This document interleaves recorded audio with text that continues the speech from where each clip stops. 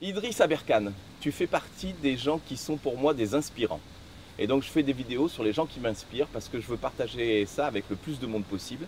Il est de bon ton aujourd'hui d'être positif, de voir la vie avec ce qu'elle a à nous offrir et pas simplement de voir les choses qui ne vont pas. Donc je suis très content que tu aies accepté cette invitation. Alors honnêtement, tu as un CV exceptionnel, vraiment, hein. On se demande comment tu as fait pour faire tout ça en ayant aujourd'hui 29 ans. 30 ans. 30 ans, ça y est, tu as 30 ans. Mhm. Bon, tu as atteint la trentaine, donc la sagesse, la force, etc.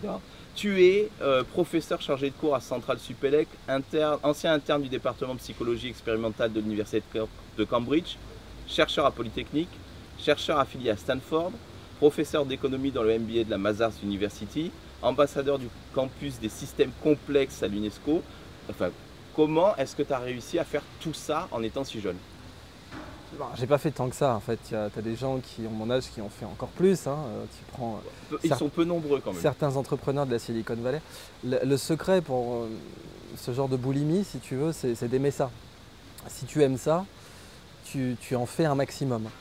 Et tout ce que j'ai fait, aussi bien le passage par Cambridge que mes recherches en neurosciences cognitives appliquées à Polytechnique, c'était parce que j'adorais ça. Et c'est tout. Donc tu es porté par ta passion. Ouais. Je fais rien que je n'aime pas. Et c'est un peu un reproche qu'on m'a fait, c'est-à-dire que les gens se disent il s'est pas assez fait chier pour avoir tous ces titres. Bah oui, désolé les mecs, je cherche pas à me faire du mal et à m'emmerder, je fais uniquement les choses que j'aime. D'accord. Dans ton parcours, tu as 3 doctorats. Mhm. Est-ce que tu peux nous expliquer comment tu as réussi à faire 3 doctorats, c'est-à-dire le fil de ton parcours lié à ça? Alors c'est une histoire très intéressante. En fait, ces 3 doctorats, c'est un échec, si tu veux. Au départ, je voulais faire un doctorat. Voilà, je sortais de Normal Sup.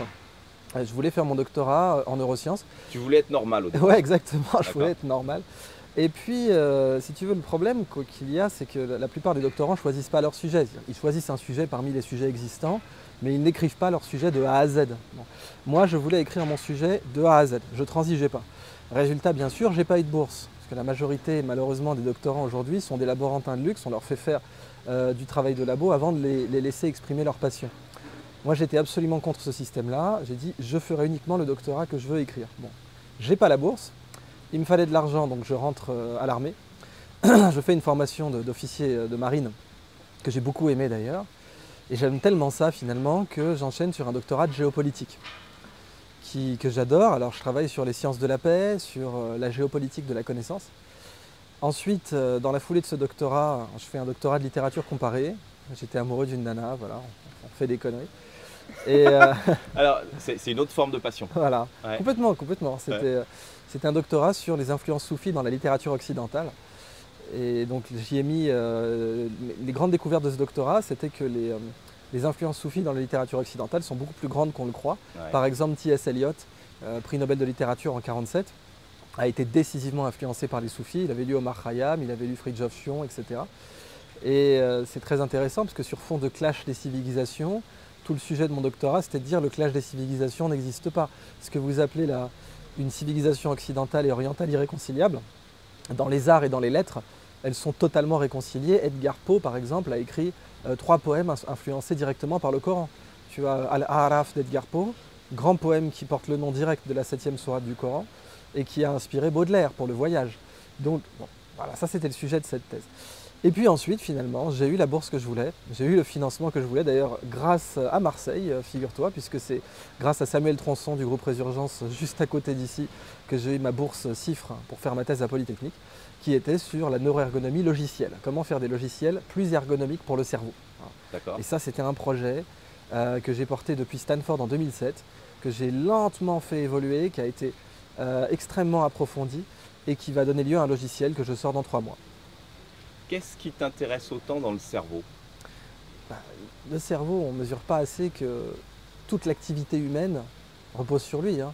Les décisions de Jules César, les votes des députés, les œuvres de Léonard, tout ce que l'humain fait, ça repose sur le cerveau. Donc, comprendre le cerveau au travail, et c'est le sujet de la neuroergonomie, c'est comprendre toute l'humanité, depuis l'Antiquité jusqu'à nos jours. Et en particulier, plus on étudie la neuroergonomie, plus on se rend compte que nos systèmes, en particulier nos logiciels, notre école, nos méthodes de transmission de connaissances en général ne sont pas ergonomiques. On pourrait faire mieux. On pourrait faire beaucoup mieux. On pourrait transmettre les savoirs beaucoup plus vite. On pourrait à la fois apprendre et retenir plus vite. C'est ça qui me fascine dans les neurosciences appliquées et dans la neuroergonomie. Alors tu dis que par exemple le vote des débutés est lié au cerveau. Je ne suis pas toujours sûr de ça.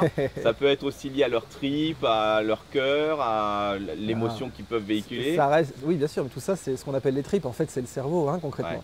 Ouais. Et donc, après, bon, pour être rigoureux, il faut dire système nerveux. Comme ça, tu prends le système nerveux central et périphérique en même temps. Mais bon, toute décision politique a été prise par un cerveau, hein, même si ça paraît parfois dur à croire. Et donc, on a, oui, une sorte de clé de lecture. Il y a cette fameuse légende qui vraisemblablement remonte à l'Égypte antique, mais qui était connue des soufis au XIIe siècle, où Attar disait que si on a une fossette sur la bouche, c'est parce que quand nous naissons avec la connaissance absolue de notre cerveau. On sait tout du cerveau.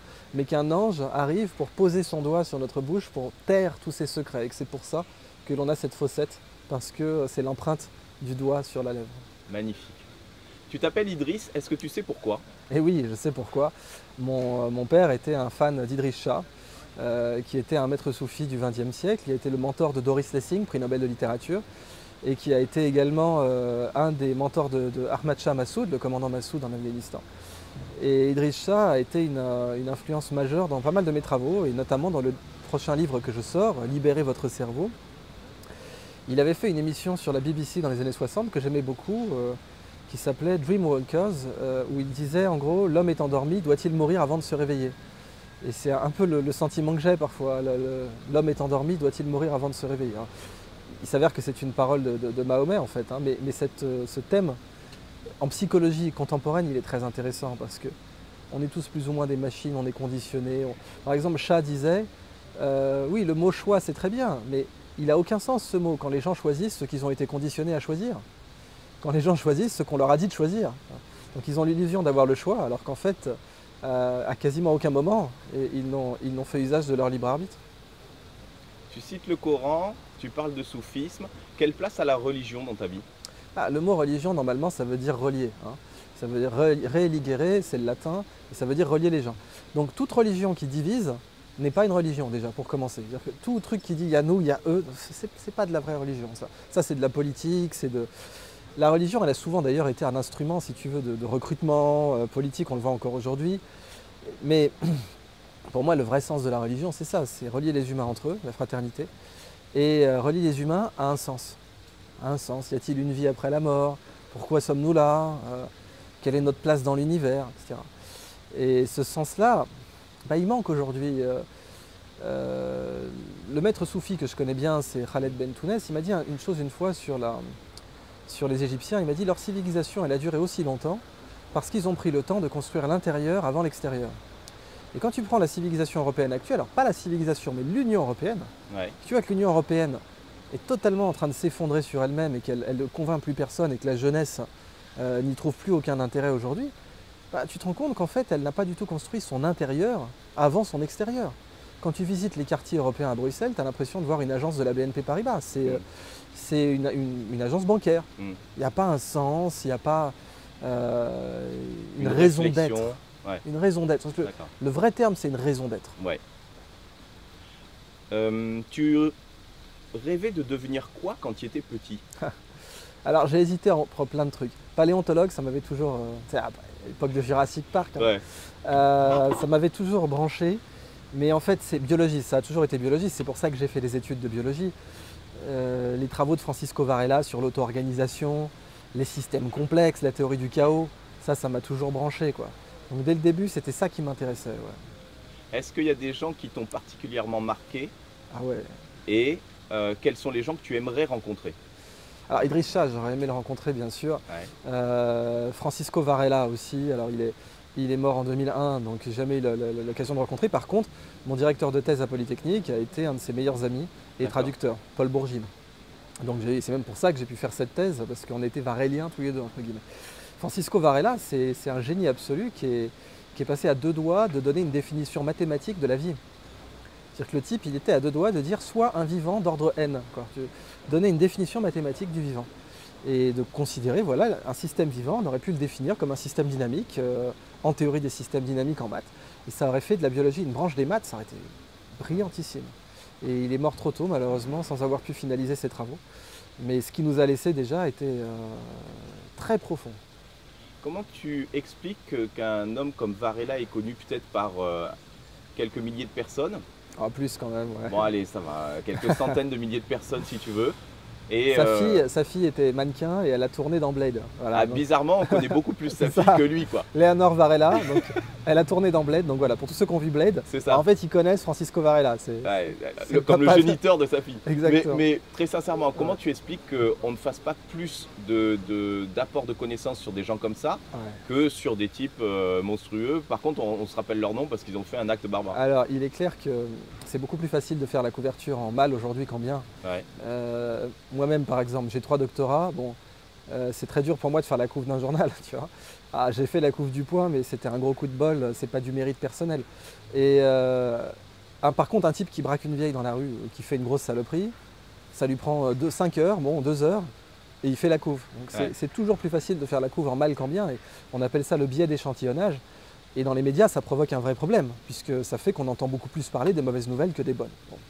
Maintenant, pour en revenir à la question, pourquoi personne connaît Varela? Et bien tout simplement parce que tu as 2 grosses tendances dans la recherche actuellement. Une tendance à la fermer et une tendance à l'ouvrir. Et dans les sciences, vraiment, dans les sciences mondiales, tous secteurs confondus, tu vois vraiment ces 2 tendances. Alors il y a un spectre évidemment, tu as des gens qui sont neutres, mais dans l'alignement, tu vois ces 2 pôles. Tu as des gens qui sont pour l'ouverture des sciences. Voilà, ouverture totale, alors c'est mon cas. Moi, ouverture totale. Je veux que toutes les publications scientifiques soient accessibles à tout le monde, qu'elles soient gratuites, qu'elles soient compréhensibles à tout le monde, qu'elles soient critiquables par tout le monde. Voilà. Pour moi, science ouverte. C'est le seul avenir de la science aujourd'hui, c'est la science ouverte. C'est mon opinion. Et je suis, comment dire, totalement investi dans cette opinion. Pour moi, c'est un devoir absolu d'ouvrir la science. C'est pour ça que je fais de la vulgarisation. C'est pour ça que j'essaie de simplifier au maximum mes travaux. C'est pour ça que j'essaie de publier uniquement dans des revues gratuites où tout le monde pourra accéder à mes travaux et les lire et les critiquer et les améliorer, les changer parce qu'ils sont loin d'être parfaits. Et voilà, bon, il y a des gens qui font comme moi, et puis il y a des gens qui veulent tout fermer. Il y a des gens pour qui la vulgarisation c'est mal. Il y a des gens pour qui il faut absolument publier dans des revues payantes, complexes. Il y a des gens qui pensent même que plus c'est chiant, plus c'est rigoureux. J'ai entendu des gens dire ça en congrès. Et bon, si tu veux, ça relève du fait qu'aujourd'hui, sur le plan sociologique, une partie des sciences est en train de remplacer le clergé. Et on voit les clashs que l'on a régulièrement entre les tenants de certaines religions et puis les scientifiques qui en fait essaient de se battre sur un certain terrain que la science ne devrait pas débattre normalement. Une grande physicienne récemment a dit la science ne devrait pas s'occuper de métaphysique, laissez tranquille. Un scientifique a le droit de croire ou de ne pas croire en Dieu. Tu prends la théorie du Big Bang, il ne faut pas oublier qu'elle a été développée par un abbé, hein, l'abbé Lemaître. C'est très intéressant d'ailleurs parce qu'aux États-Unis, il y a une branche d'ultra-fondamentalistes, soi-disant conservateurs chrétiens, qui dit que la théorie du Big Bang n'est pas une théorie chrétienne. Et ils ont écrit une encyclopédie là-dessus qui s'appelle Conservapédia, pour dire que c'est une théorie limite satanique. Et puis quand ils ont vu que le créateur de la théorie du Big Bang était un abbé, tu voyais toute une dissonance cognitive. Les mecs étaient là, mon Dieu, qu'est-ce qui se passe? Ma réalité s'effondre, etc. Bon. Je pense que les scientifiques ne devraient jamais essayer de former un clergé. Malheureusement, tu vois le petit chapeau carré universitaire. En fait, vraisemblablement, historiquement, il viendrait de la birrette ecclésiastique, tu sais, le chapeau de Don Camillo. Le chapeau de Don Camillo serait l'origine de ce chapeau universitaire carré. Voilà. Alors, pas de Don Camillo, bien sûr, ça traite du XIIe ou du XIe siècle, mais c'est dommage. Je veux dire, le monde académique et le monde scientifique n'a pas à former un clergé, il n'a pas à être fermé, il n'a pas à être élitiste. La science doit être ouverte à tous, compréhensible à tous, et c'est pourquoi je me bats. D'accord. Ton plus gros succès ou ta plus grosse erreur, c'est quoi? Alors, je préfère plutôt parler des conneries hein, en général, parce que c'est quand même les conneries qui nous apprennent le plus. Écoute, si je te disais le logiciel que je vais sortir, qui s'appelle Créage, le nombre d'échecs que j'ai pris, ce logiciel, je l'ai pensé en 2007, à Stanford, dans une série de conférences que j'ai faites sur les mondes virtuels. Ensuite, j'ai essayé de le programmer, d'abord moi, puis ensuite avec d'autres personnes. Et je me suis pris, mais branlé sur branlé, c'est épique, pendant 7 ans. Alors, j'ai jamais lâché l'affaire, mais je me suis pris un nombre d'échecs. Je crois que c'est la plus longue série d'échecs que j'ai jamais prise. C'est ce logiciel. D'accord. Et à chaque fois que je me vautrais, en fait, alors parfois il y a un type, par exemple, je lui avais confié le développement, il est parti avec le chèque, il n'a jamais rien livré, tu vois. Bon. Il y a une boîte à qui j'avais confié le développement, elle fait faillite en race campagne. Puis d'affilée, hein, ça c'était, voilà. J'ai des élèves de Centrale à qui j'ai confié le développement, ils se barrent avec le code, tranquille. Et puis voilà, bon, à chaque fois que je me vautrais, je me rappelais Churchill qui disait on se rendra jamais. Voilà. On se rendra jamais. Comme disait Michael Jordan, pour un peu faire éclectique, hein, Churchill, Michael Jordan, même combat. Le succès, c'est juste un échec de plus. Ouais, t'as Churchill qui disait aussi, si vous traversez l'enfer, continuez d'avancer. Eh oui, faut pas s'arrêter, ça c'est clair. D'accord. Les conseils que tu donnerais aux jeunes aujourd'hui qui démarrent pour monter leur boîte ou pour vivre leur passion, c'est quoi? Fais ce que t'aimes, fais ce que t'aimes. Ouais, c'est un conseil de Steve Jobs, ça, ouais. que je vais d'ailleurs présenter dans ma formation APM aujourd'hui. Ouais. Steve Jobs disait clairement, bon, si tu es passionné, rationnellement, si tu aimes ce que tu fais, tu vas avoir une capacité de tarte dans la gueule supérieure à tous les autres. C'est-à-dire parce que tu aimes ce que tu fais, tu vas pouvoir prendre des coups. Et ouais, et tu vas en prendre plus que les autres. Par exemple, prends le cas des fondateurs d'Airbnb. Oui. C'est mon cas préféré. Les types, ils arrivent. Bon, ils sont designers à San Francisco, ville de congrès. La ville est saturée, il n'y a pas une chambre d'hôtel 8 ou 9 fois par an. Et eux se disent, bon, on va sous-louer notre living room, quoi, dans l'appartement qu'on loue. Et on va sous-louer un matelas pneumatique, Oui. un airbed. C'est pour ça que ça s'appelle Airbed and Breakfast au départ. Ils disent, voilà, vu que le airbed, c'est le degré zéro du confort, bah, on n'est pas des bêtes, on va aussi partager les œufs et le bacon. Et donc, ils se disent Airbed and Breakfast. Alors, ça marche entre potes. Mais rapidement, quand ils veulent lever des fonds, c'est mort. C'est-à-dire, on a une super idée, les inconnus vont venir vivre chez vous. Bon, l'investisseur, chez lui, c'est un penthouse au dernier étage avec une clé séparée pour l'ascenseur, il voit mal la lâcher à un inconnu. Donc, ça ne marche pas. Et ils n'ont aucune crédibilité. Ils racontent même, une fois, ils sont au petit-déj avec un investisseur, ils se barrent, le verre de smoothie à moitié vide, ils se cassent, en plein milieu, sans rien dire. Les types diront, mais on croyait qu'il était allé mettre de l'argent dans le Parc Med, c'est pas possible, tu vois. Et puis finalement, ils vont s'endetter en prenant des cartes de crédit et ils vont se retrouver à 2 doigts de la faillite. Ils disent, bon, on va faire la dernière campagne de pub, on va faire des produits dérivés. Alors, produits dérivés de Airbed and Breakfast, on pourrait faire des airbeds, mais on n'a pas les moyens de faire des matelas pneumatiques. Alors, on va partir sur le breakfast. Et donc, ils font des boîtes de céréales. Des boîtes de céréales avec la tronche de Barack Obama et la tronche de John McCain. On est en pleine campagne de 2008. Et ces boîtes de céréales, ils les vendent $40 pièce. Ça va cher le céréal. Alors, sans mauvais jeu de mots sur la boîte, ça va cartonner. Il va s'en vendre des tonnes. Et en fait, ils vont faire, je ne sais plus, dans les 32 000, quoi. Au moins 800, ils vont vendre. Et donc, ça ne va pas rembourser leur dette, mais ça va leur redonner confiance en eux. Alors, ils vont revoir les investisseurs. On a une super idée, les inconnus vont venir vivre chez vous. Bah, écoutez les mecs, si vous n'avez pas d'autres arguments à faire valoir, la porte c'est par là. Ouais, on a d'autres arguments, on a fait des boîtes de céréales. C'est quoi? Ouais, regardez, quoi, c'est vous ça? Mais attendez, j'en ai entendu parler dans le San Francisco Chronicle. Vous en avez vendu combien déjà? Bah 800 monsieur. Ah 800, brave petit, t'as fait $1000, c'est ça? Ah non, 32 000. Que quoi? Vous les avez vendus $40 pièce, ça? Mais oui, regardez les bons de commande, regardez les reçus fiscaux. Ah, l'investisseur... Tu deviens crédible. Ah mais il reste là une bonne minute devant la boîte. Ouais. Il la pose et il leur prononce cette phrase historique. Écoutez les gars, votre projet, j'y crois pas du tout.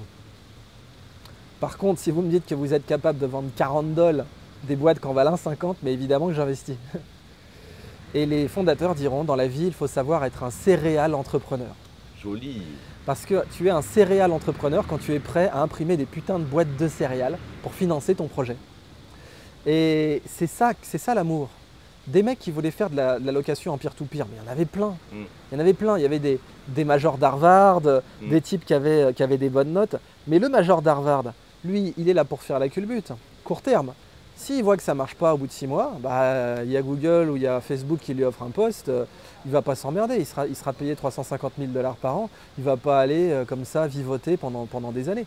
Ce qui fait que Bill Gates a réussi, c'est qu'il est resté 7 ans. Steve Jobs, ce qui fait qu'il a réussi, c'est qu'il a vivoté dans un garage. Pareil pour les Google Boys. C'est ça l'amour. Quand tu aimes ton projet, tu iras jusqu'au bout. Et si tu ne l'aimes pas, si tu es juste là pour faire la culbute, au bout d'un moment, tu vas abandonner. Parce que, et comme dit Steve Jobs, parce que tu es sain d'esprit. Donc au bout d'un moment, tu vas dire, c'est bon, je ne suis pas là pour prendre des coups de tatane, j'arrête. Et bien, la différence, et la Silicon Valley le montre en permanence, que les boîtes qui émergent vraiment dans la Silicon Valley, ce sont récompensent toujours celles qui ont persévéré le plus. Et pas ceux qui ont les meilleurs diplômes, ceux qui ont les meilleures moyennes générales. C'est toute cette mentalité à la con, à la française. Oh là là, il a réussi alors qu'il avait 11 de moyenne, ce petit con. Mais on s'en fout. On s'en fout complètement. Pour réussir dans l'entrepreneuriat, il faut persévérer. C'est tout. Ta moyenne, tes diplômes, tes titres de noblesse, on n'en a rien à foutre. Génial.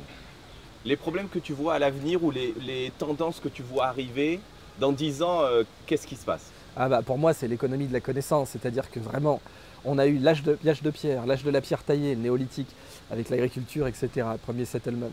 L'âge du cuivre, l'âge du bronze, l'âge du fer, l'âge du carbone.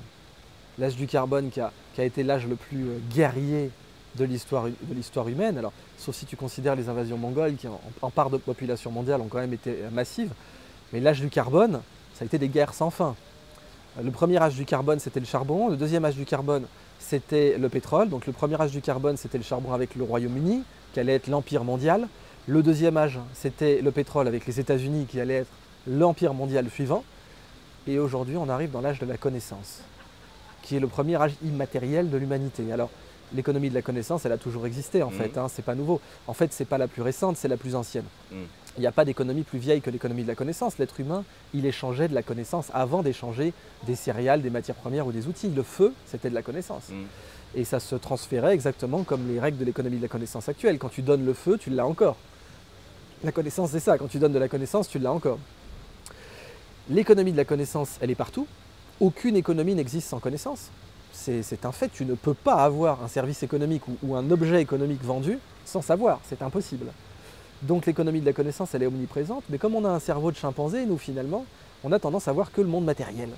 Notre cerveau, il est quand même là pour prêter attention aux bananes et aux chamallows au départ.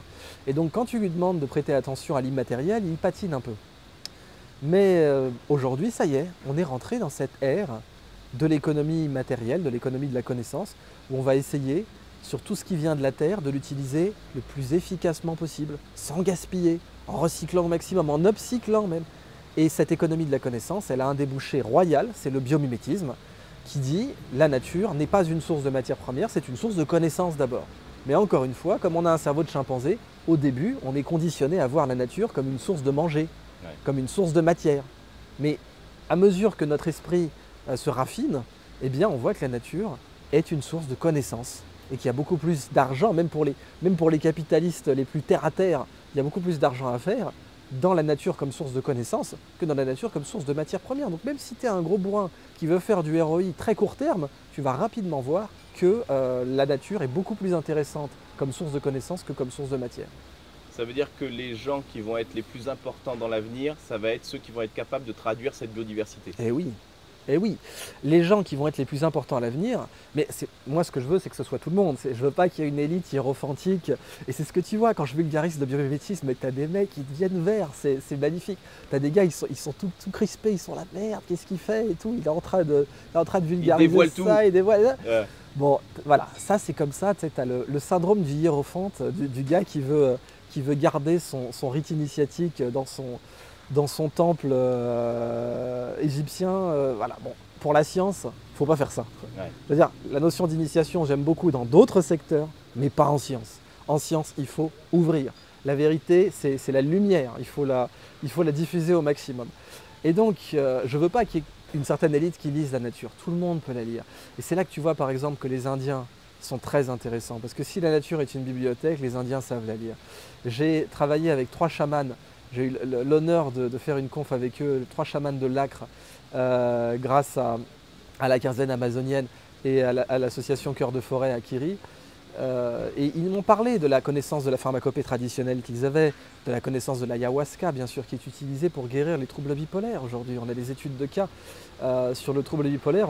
Et aujourd'hui, les essais cliniques sont prévus, je crois, pour dans 5 ans, peut-être même plus court. Tu as également le curare, le curare qui est un poison découvert par les Indiens, mais qui sert pour faire toutes les anesthésies générales en fait. Dès que tu es anesthésié, il faut un décontractant musculaire et c'est le curare qu'on utilise. Et si tu comptes toutes les vies humaines que ça a sauvées depuis son introduction générique par l'Institut Pasteur en 1947, c'est plus d'1 milliard. Donc nous, on a massacré les Indiens, eux, ils ont sauvé 1 milliard d'hommes blancs. Et c'est pour ça que la nature, tout le monde est éligible à sa lecture. Tout le monde. Comment est-ce que tu prends tes décisions? La passion, vraiment. C'est-à-dire que si ça me fait chier, je ne le fais pas. Si je sens, ce que tu disais tout à l'heure, le sentiment des tripes, il y a des systèmes qui me hérissent le poil, que je ne peux pas cautionner, je ne les cautionne pas. Et je connais beaucoup de gens qui sont sous cacheton, qui ont fait toute leur carrière en cautionnant ces systèmes, qui ne veulent pas revenir en arrière. Et je leur dis, mais écoute, tu ne te rends pas compte que tu es malheureux parce que tu suis un système qui n'est pas bon pour toi. Et qui n'est pas bon pour tous les humains qui y rentrent, qui est une sorte de grande broyeuse. Alors, j'ai des systèmes bien précis en tête, mais pour éviter la polémique, je me garderai de les citer.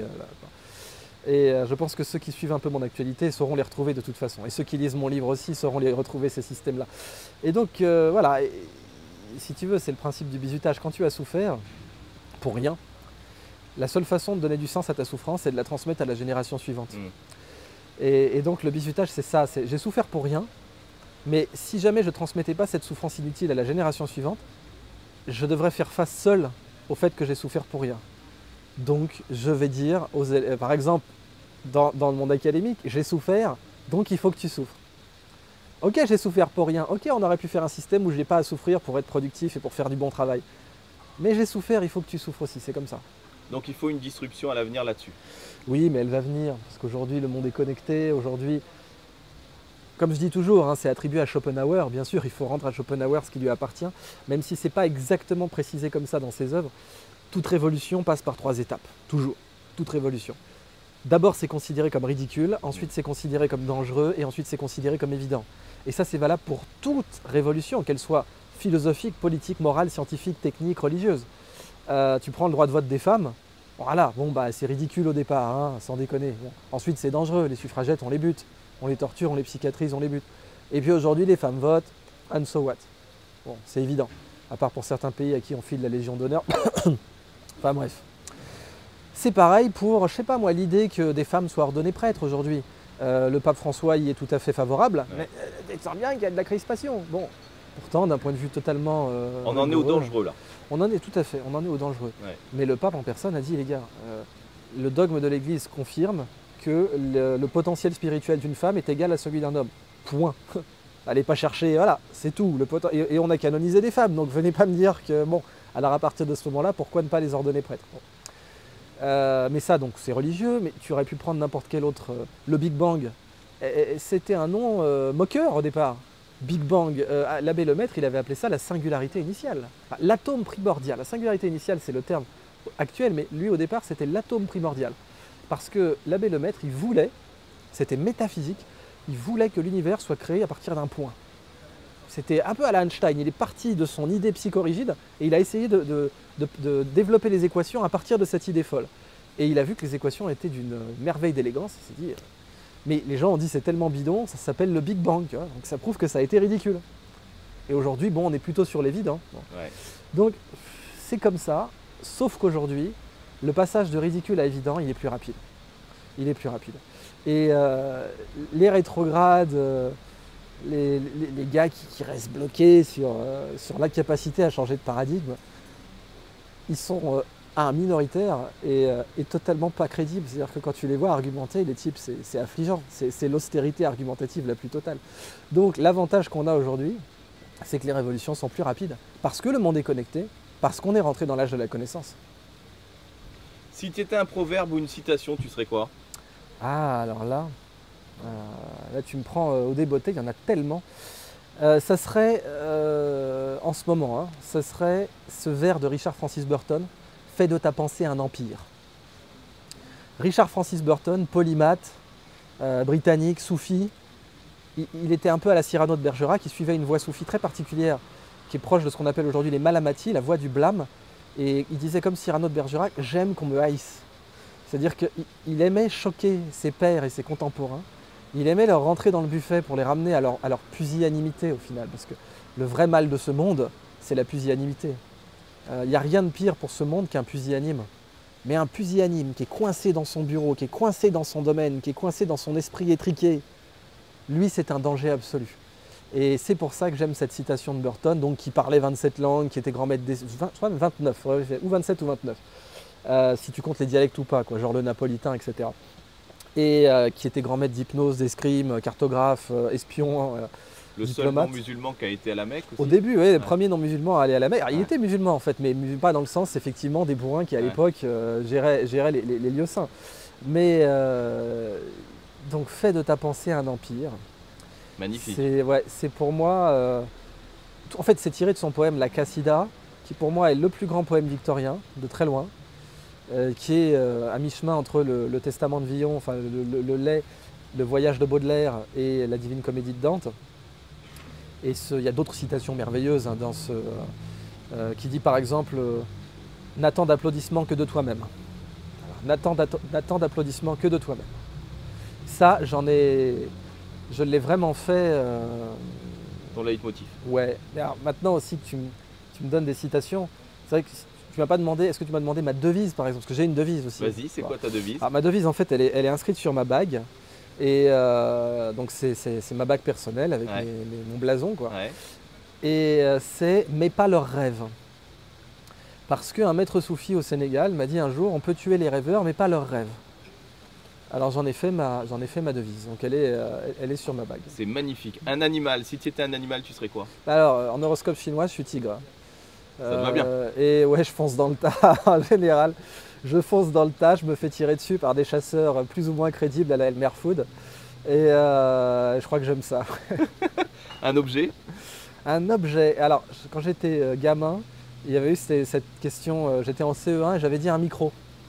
Déjà, Ouais, à l'époque. j'avais dit un micro. J'étais en D'accord. CE1, j'avais dit un micro. Ouais. Une Donc, chanson? Syracuse. D'accord. Ouais, Syracuse. Ouais. Un film? Il était une fois la Révolution. J'adore cette notion de révolution. hein. Il était une fois la Révolution. Tellement bon ce film. Ouais. Le livre préféré que tu emmènerais sur une île? La Cassida de Richard Francis Burton. Donc très bien. Et un pays ou un lieu? Un pays ou un lieu, ça c'est ou Malte ou La Réunion ou Taïwan, mais des îles à chaque fois, tu vois. Ouais. Les îles, ça. D'ailleurs, voilà, un autre élément que tu vois sur ma bague, c'est une île volcanique. D'accord. Et c'est le volcan de l'Épistémée, Jean-Louis Lemoyne, etc. Et ouais, l'île volcanique, ça m'a toujours inspiré. Une dernière question. Qu'est-ce que tu aimerais mettre sur ton épitaphe? Ça. Alors là, tu poses vraiment les questions. Tu poses vraiment les questions les plus adaptées. L'épitaphe d'Idriss Shah, c'est ne regarde pas mon apparence, mais prends ce qu'il y a dans ma main. J'ai trouvé que c'était une épitaphe absolument grandiose. L'épitaphe de David Hilbert, grand mathématicien au XXe siècle, c'était « Nous devons savoir, nous saurons ». Wir müssen wissen, wir werden wissen. La mienne, je ne sais pas encore, mais je t'avoue que je me pose cette question. Hein. Je me la pose assez souvent. Ce serait probablement la citation de Burton n'attends d'applaudissements que de toi-même. Ça serait si je devais mourir là dans les 4 heures. Non, on ne te le souhaite pas. Hein, Ouais, mais pas, si ça ça devait arriver, ça serait. Je demanderais à ce que ce soit celle-là. Ouais. D'accord. N'attends d'applaudissements que de toi-même. Et imaginons que tu vives jusqu'à 140 ans. Tu es le doyen de l'humanité. Tu es sur ton lit, tu es sur un fauteuil sous un arbre magnifique. Ouais. Là, tu vas parler à l'humanité parce qu'elle est toute connectée. Ouais. D'accord? Qu'est-ce que tu lui dis, toi, à 140 ans, à cette humanité? Je lui dis clairement que la guerre est une arnaque. Que la guerre est une arnaque, que l'être humain fait preuve d'une irrationalité la plus totale quand il part en guerre. Et qu'il viendra un jour où la guerre appartiendra au musée, quoi. Où les guerres n'existeront plus, parce que l'être humain aura trouvé un moyen de canaliser son ingéniosité vers d'autres projets que 17 millions de morts dans le cas de la Première Guerre mondiale, par exemple. Tu vois, qui a servi à rien, la Première Guerre mondiale. C'est exceptionnel. J'en parle dans un TEDx que j'ai fait. En gros, si un VRP devait te vendre la Première Guerre mondiale, il arriverait et dit « J'ai un projet, ça coûte 17 millions de morts, tu signes ?» Si on avait été un peu rationnel, on aurait dit « Mais j'ai quoi en échange ?» Parce que bon, 17 millions de morts, je peux quand même demander des trucs. Voilà, il faut quand même une petite bricole, quoi. Ouais. Donc, comment ça se passe? J'ai un sneakers, j'ai l'abolition de la faim dans le monde, de la malaria, de l'illettrisme. Non, tu prends juste un abonnement pour une deuxième derrière. Tu signes ou pas? Et le pire, c'est que bon, la première a amené la deuxième, qui a amené la guerre froide, donc le Vietnam, donc tout ce que tu veux. putain, si on avait été un peu moins con, désolé d'être vulgaire, mais comme disait Patton, il faut de la vulgarité éloquente. Puis après tout, 17 millions de morts, c'est tellement plus vulgaire que de dire putain con au départ. Ouais. Donc je pense que c'est ça que je dirais. Et je crois que, si tu veux, les civilisations traditionnelles, leur source de sens, c'était là-haut. Alors, c'était là-haut, soit d'un point de vue spirituel, soit d'un point de vue scientifique. L'astronomie, calendrier des Mayas, beaucoup plus précis, le calendrier des Aztèques, beaucoup plus précis que le nôtre. Bagdad, Bagdad, donc la ville ronde du 9e siècle, Madinat as-Salam, la ville de la paix, qui était beaucoup plus riche que Bagdad à l'époque du pétrole. Et c'est là que tu vois le dilemme de l'humanité, que tu retrouves bien dans l'arbre de la connaissance, l'Yggdrasil, l'arbre du monde des Norvégiens, ou l'arbre du monde d'Ibn Arabi, Ash-Shajarat al-Kawn.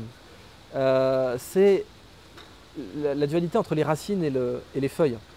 C'est-à-dire que Bagdad, au 9e siècle, elle était sur un puits de pétrole, mais elle ne le savait pas. Mais son vrai puits, c'était le ciel, c'était la connaissance, c'était l'astronomie. Et Bagdad était donc la capitale mondiale des mathématiques. C'est de là que viennent les fameux chiffres arabes, qui sont en fait les chiffres indiens, mais qui sont venus par Bagdad. Et Bagdad était la capitale mondiale des maths. Et les maths, elles les puisaient dans le ciel. L'observation céleste, les problématiques de trigonométrie, etc. Ouais. Puis ensuite l'algèbre. Donc son puits, c'était le ciel.